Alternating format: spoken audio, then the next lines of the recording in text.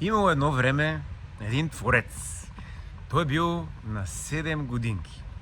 И му дали за домашно. Този дворец, между другото, се е наричал Красен. На 7 или 9, не си спомняме в момента. Та той имал едно домашно от неговата учителка. Мисля, че беше изкуство. И трябваше да нарисува нещо, или по-скоро да разкаже една история, която беше свързана с една сърничка.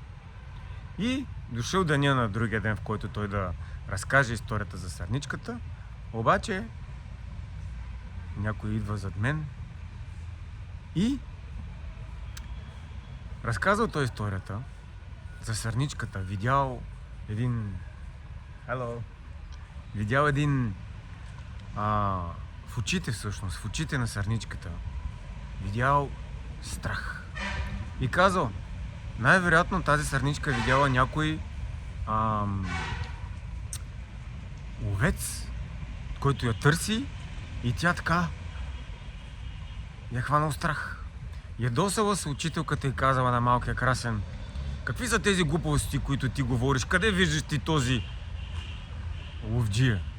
Пълни глупости, сядай на земята, сядай на чина си, няма да ти пише двойка, ама не си измисляй неща, които не виждаш.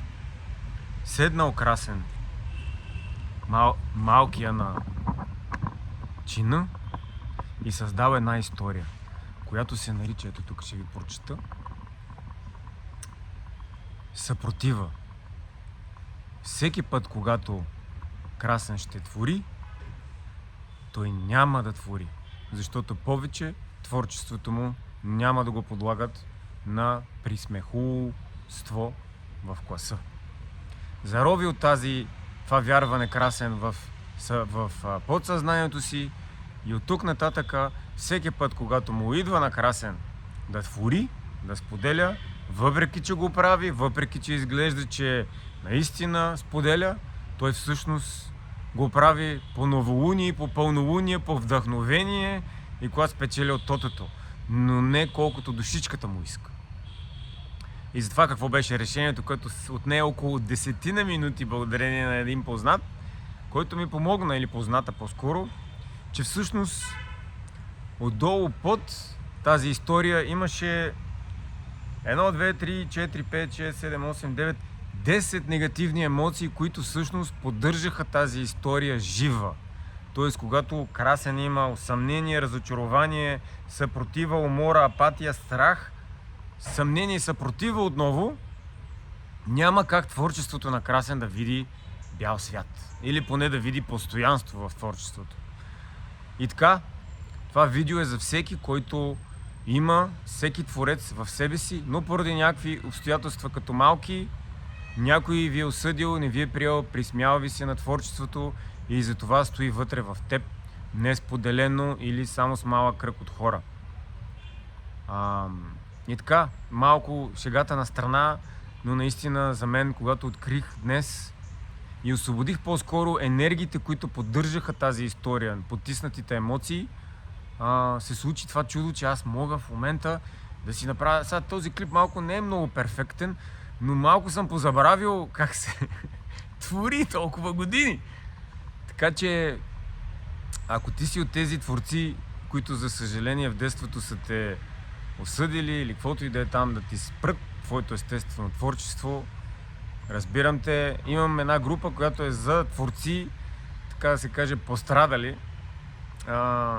И ще я пусна там да видиш други какво правят, да се включиш и евентуално, ако имаш интерес, може и да освободиш тези неща, тези емоции в теб. Защото проблема не е историята. Аз съм сигурен, че всеки от вас си знае историята, защо не споделя. В живота като цяло не е задължително да бъде в интернет пространството, но тази потисната емоция, наречена апатия, страх, съпротива, разочарование, тези неща като седат в нас и те ни управляват. И реално заради това не можеш да твориш, или по-скоро да твориш на воля. Както на мен ми се иска на воля да творя, не става. И така, заповядай в групата, ако имаш интерес. Аз искам да подкрепям творци по този начин. Ще намерим вариант. Така че влез там, си пишем Ако имаш повече интерес за пускане на емоциите, също трябва да има и друг клин, който дава повече подробности как да се научиш ти да го правиш това или в група. Ще се радва много.